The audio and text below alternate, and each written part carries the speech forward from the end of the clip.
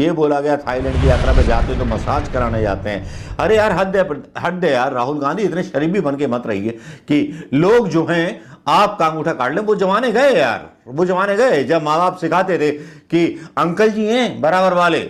वो तुम्हारे राजीव गांधी और इंदिरा गांधी का जमाना था जब बताते थे बच्चों को अंकल हैं इज्जत किया करो, वो चौकीदार अंकल है उनकी इज्जत किया करो, पैर छुआ करो सुबह।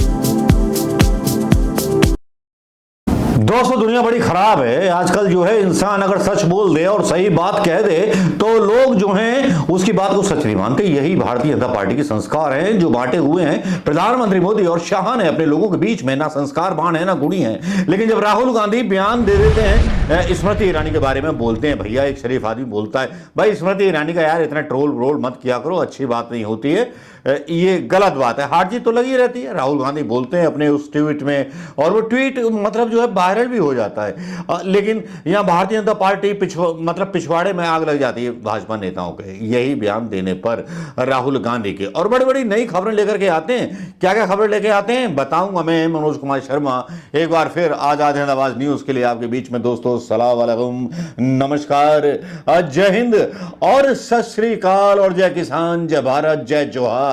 जी हां, बात तो करनी पड़ेगी, आदिवासियों की बात करनी पड़ेगी, सबकी बात करनी पड़ेगी। बात नहीं करेंगे तो फिर काम कैसे चलेगा भाई? बात तो करनी पड़ेगी ना। वोट तो यही लोग देंगे ना, यही सरकारें बनाएंगे, यही सरकारें कराएंगे। क्योंकि अब भारतीय जनता पार्टी के जो फर्श है वो हिलने लगा है और इस चक्कर में राहुल गांधी का बयान आता है। राहुल गांधी का बयान क्या आया? स्मृति ईरानी के बारे में बोले भैया इतना ट्रोल मत करो, इसे महिला है, हार जीत लगी रहती है। लेकिन मेरी सब लोगों से गुजारिश है कि इतना ट्रोल ना करें। उसके बाद जो मालवीय नाम का एक गंदा व्यक्ति है असंस्कारी, वो बोलता है अरे इनका झूठ खबर सामने आ गया।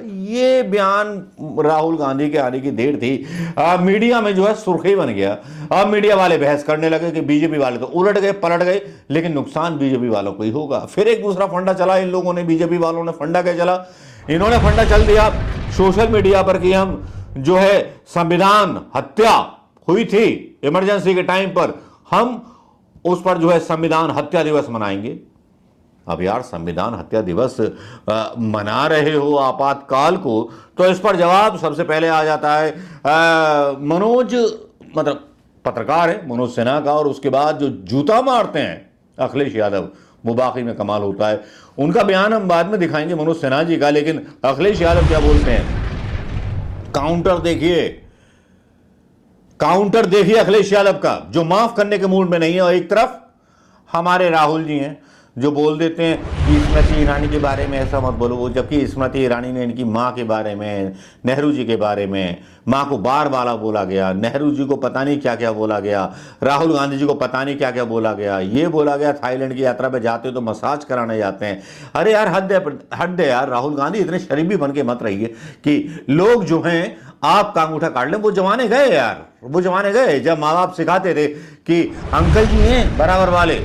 वो तुम्हारे राजीव गांधी और इंदिरा गांधी का जमाना था जब बताते थे बच्चों को अंकल हैं इज्जत किया करो, वो चौकीदार अंकल है उनकी इज्जत किया करो, पैर छुआ करो, सुबह को नमस्ते किया करो। लेकिन वो जमाने चले गए राहुल गांधी जी, अब जमाना बदल गया है। आजकल के माँ बाप पता क्या सिखाते हैं, अगर कोई कुछ बोले तो सीधा एक गाल पे थप्पड़ लगाना और गाली बक चले आना, देखेंगे कौन सा है माँ का लाल जो तुम्हें छेड़ दे। समाज बदल चुका है। इसीलिए राहुल गांधी के इस वक्तव्य को जो था भारतीय जनता पार्टी ने दूसरी तरफ मोड़ने की कोशिश की, और उस तरफ आरजेडी और अखिलेश यादव अच्छी तरह से जानते हैं कि भारतीय जनता पार्टी को किस तरह से जवाब दे रहा है मुंहतोड़। और मुंहतोड़ जवाब अखिलेश यादव ने भी दे दिया और मनोज साहब ने भी दे दिया, आरएलडी के जो प्रवक्ता हैं। अखिलेश यादव बोले कि 30 जनवरी को बापू हत्या दिवस व लोकतंत्र हत्या दिवस के संयुक्त दिवस के रूप में मनाना चाहिए, क्योंकि इसी दिन चंडीगढ़ में भाजपा ने मेयर के चुनाव में धांधली की थी। Sense of humour Akhilesh Yadav का एक बार फिर सामने आता है। महमूद प्राचा रोजाना जारी कर रहे हैं ईवीएम के वीडियो जिसमें घोटाले हुए हैं, जिसमें ईवीएम मशीन लाते ले जाते लोग ऐसे दिख रहे हैं जैसे कि बारात हो रही हो, घर में बूरा सब्जी और दही और पूड़ी पड़ोसी जा रही हो। लेकिन उससे क्या मतलब डीवाई चंद्रचूड़ को, है ना? पार्टी करे तो कोई होगा वरना नहीं होगा। कहने को ईमानदारी है, लेकिन ईमानदारी अब देश में बची नहीं है। राहुल गांधी भूल जाएं, ये गांधी का देश नहीं, ये सावरकर का देश बन चुका है। और सावरकर के देश में संस्कार मिट चुके हैं।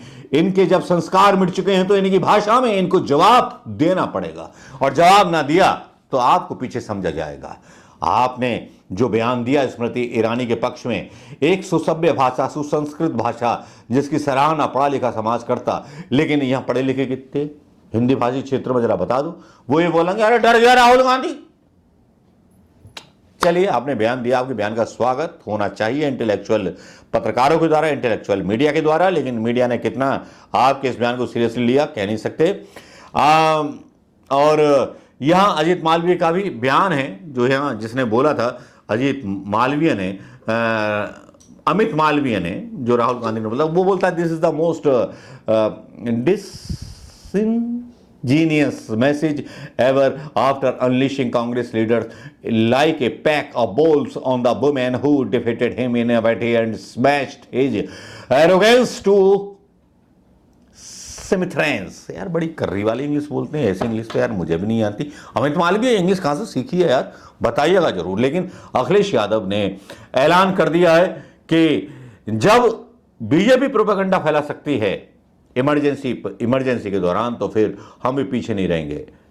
एक सवाल का जवाब हम 10 जूते से देंगे। सुधर जाए बीजेपी, अभी भी अगर नहीं सुधरी है तो। अभी तो संसद में बौखला रहे थे राहुल गांधी के एक भाषण से, अब पता नहीं कहां कहां बौखलाएंगे। एक आदमी की शराफत का फायदा इतना मत उठाओ कि शराफत से यकीन उठ जाए राहुल गांधी का। और अगर राहुल गांधी का यकीन शराफत से उठ गया तो फिर तुम्हारा क्या होगा खटमलो, भक्तों, बताओ, कुछ नहीं हो सकता। लेकिन दोस्तों, यहां इसी बीच एक अंदाज बयान नजर आता है। मैंने ज़्यादा कुछ नहीं बोलूँगा, मैं बस यही बोलूँगा, अदानी अंबानी की शादी हो रही है, मत अदानी अंबानी नहीं, अंबानी के छोरे की शादी हो रही है यार। मैंने बस एक शेर लिखा है, अगर आपकी इजाज़त हो तो सुना दूँ। शेर यह है कि एक शायर ने लिखा था कि ताजमहल बनवाकर शाहजहां ने उड़ाया है गरीबों का मजाक, और मैंने उसका मतलब पूरा कर दिया, लिख दिया, अंबानी ने महंगी शादी करके उड़ाया है भूखे देश का मजाक। क्या बात है, क्या बात है, आप भी बोलिए क्या बात है, क्या बात है।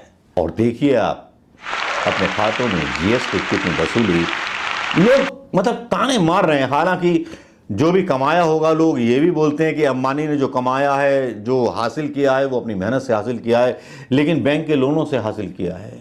और इनकी कई कंपनियों को, इनके भाई की कई कंपनियों को जो है सरकार ने लोन माफी का हक जनता के पैसे से दिया है, जो बैंक में डाले गए थे। अभी तक देश की अर्थव्यवस्था केवल इसलिए नहीं गड़बड़ाई क्योंकि जीएसटी जी भर के वसूला गया।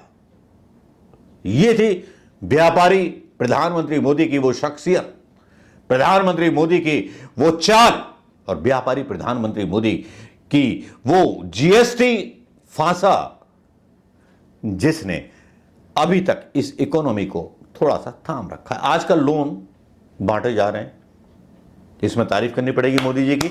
मोदी जी तारीफ करता हूं। एक जमाना वो था कि लोन लेने के लिए लोग लाइन में लगते थे, बैंक मैनेजर को जो थे रिश्वत देते थे। अब तो प्री अप्रूव्ड लोन आने लगे हैं। क्यों आ रहे हैं, किस लिए आ रहे हैं, इसका भी खुलासा कर दीजिए। लेकिन 1000 बात की, 10,000 बात की, एक बात बोलना चाहूंगा कि जब राहुल गांधी बयान देते हैं तो बीजेपी अलग मुद्दा लेके आती है कि आपातकाल का हम सालगिरह मनाएंगे और ये करेंगे। और यहां, अरे हाँ, वीडियो नहीं दिखाया मैंने आपको, चलिए मनोज जी का ये वीडियो देख लीजिए। ये वीडियो आपने देख लिया होगा। और अखिलेश यादव बहुत, देखिए कौन बोल रहे हैं ये, अभी मैंने देखा गृह मंत्री जी का, कैसे बोल पा रहे हैं भाई। आप लोगों ने तो खुद ही संविधान को तहस-नहस करके रख दिया, उसके मर्म को आहत करके रख दिया। चुने हुए प्रतिनिधियों को जेल में रखे, ह्यूमन राइट एक्टिविस्ट जेल में है, फादर स्टैन स्वामी दुनिया से चले गए। आपने तो ईडी, आईटी, सीबीआई के माध्यम से संविधान के पन्नों को तार-तार कर दिया। मैं हत्या फिर भी नहीं बोलूंगा, क्योंकि इस तरह के शब्द आपके वैचारिक रुझान के हैं। मैं तो आपसे आग्रह करूंगा, शहीद दिवस 30 जनवरी हमारे बापू की हत्या हुई थी, उसको कहिए गांधी हत्या दिवस, और जिस व्यक्ति ने किया था उसके वैचारिक सांगठनिक रुझान को सामने लाइए, स्वीकार करिए। कर पाएंगे? ये भी याद रखिएगा, इमरजेंसी के दौरान माफी मांगने वाले कौन कौन लोग थे, सब आप ही के संगठन के थे या नागपुर वाले संगठन के थे। वो चिट्ठियां पब्लिक डोमेन में है, तो दोहरा चरित्र नहीं होना चाहिए। संविधान ने आपको एक झटका दिया है इस मैंडेट में, उस झटके से उबरने के लिए बेहतर चीजें तलाश करिए। अगर आप इसे कहते हैं संविधान संकल्प दिवस, तो अच्छा लगता है। लेकिन क्या करूं, आपके दिमाग में तो विभीषिका, हत्या ऐसे ही शब्द रहते हैं।